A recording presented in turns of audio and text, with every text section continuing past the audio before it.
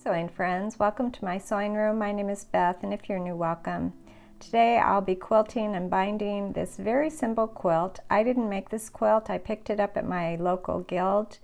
It was a quilt top that was turned in and needs some quilting. So I'm going to do a very simple pattern. First of all, I laid my quilt on the batting and got the batting just a little bit bigger than the quilt top, and then I'm using a 505 adhesive spray, just working across this quilt top and smoothing it over the batting.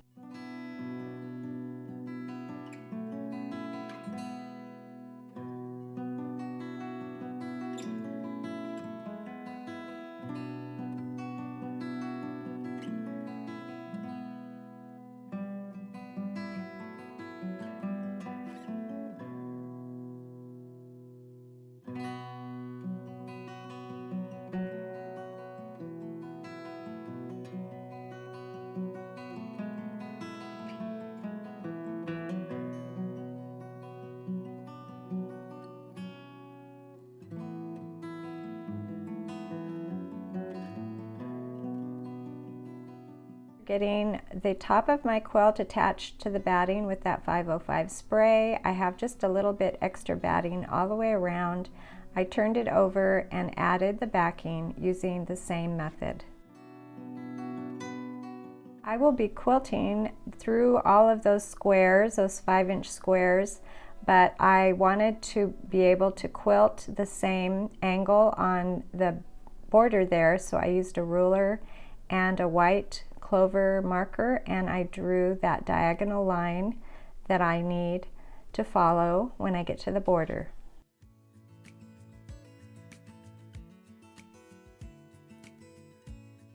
Put my feed dogs down, and I took my all-purpose foot off the machine and I added the quilting foot, and I will be quilting instead of lines this time. They're kind of lines, but I want to do sort of a wavy line. It's just a little more interesting than a straight line, and it's very easy to do. So I'm going to begin by just moving the quilt sort of back and forth, wiggling it back and forth right along that chalk line, and right along that line all the way through all of my squares.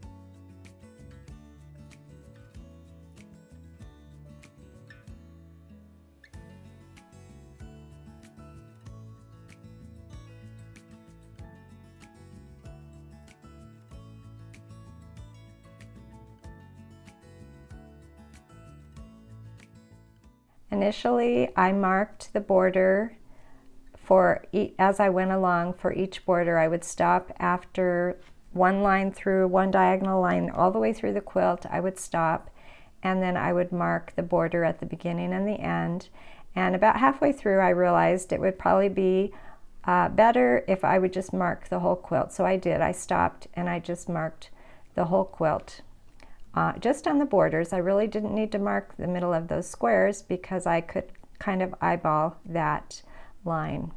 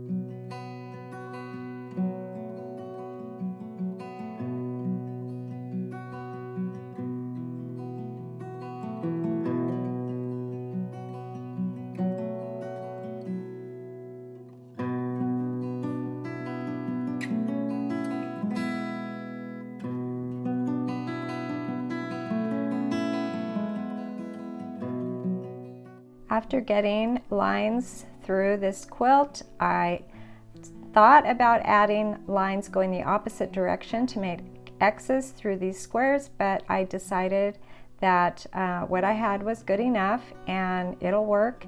So I left it that way, saved it a little time, and after I was done with all of these wavy lines, I was able to trim this quilt using the quilt top as my guide, and then I got my binding ready.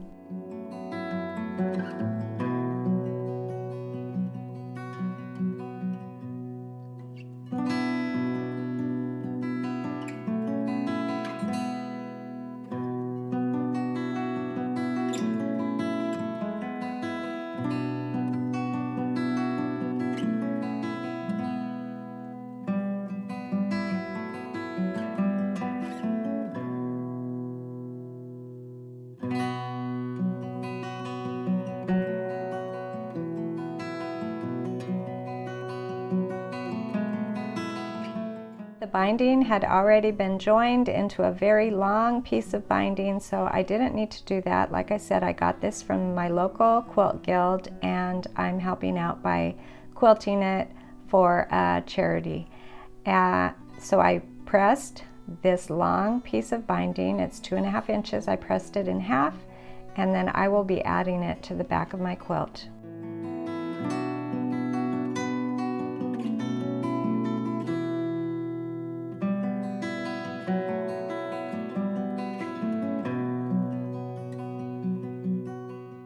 I'm leaving about 12 inches here on this binding, and I will begin sewing on the edge of my quilt and stopping about 1/4 inch away from that first corner.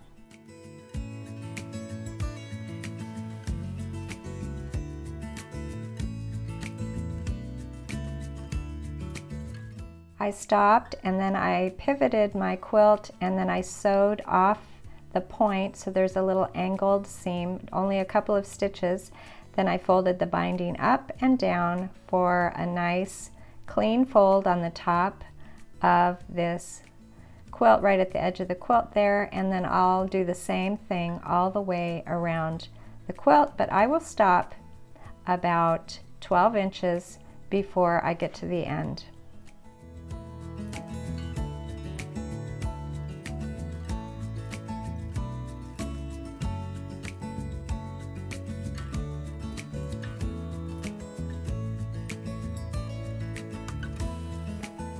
I have 2 long tails. I'm going to fold one over and I'm going to cut one right next to the fold. I'm using that one on the bottom or on my left. I need at least 2.5 inches, and I'll use that leftover piece of binding because that's exactly the size I need, and I will set it on the fold, and that'll be my guide for cutting off the end of the binding. So now I have exactly 2.5 inches longer than all the way around the quilt, and I'll put these 2 face right sides together, and I'm going to sew a seam corner to corner, and this is called a continuous binding, and it'll fit exactly on my quilt.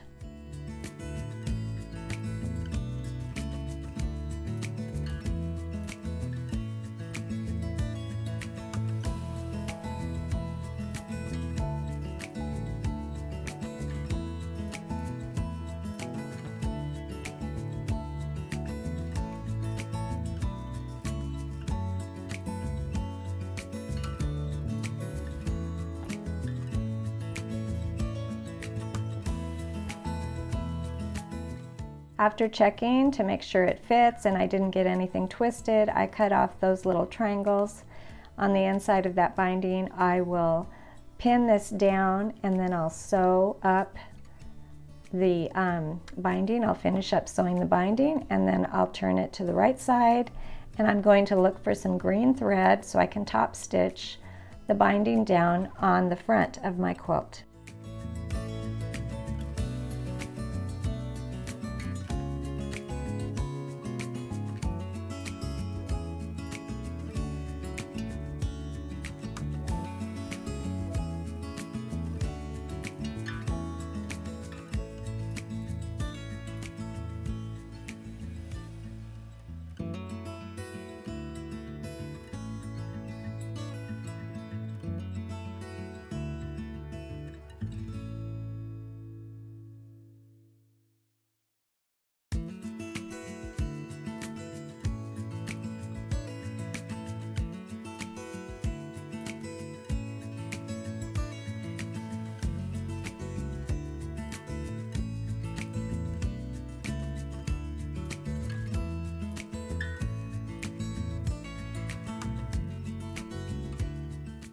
This is such a beautiful, simple quilt. I was happy to finish this up for charity.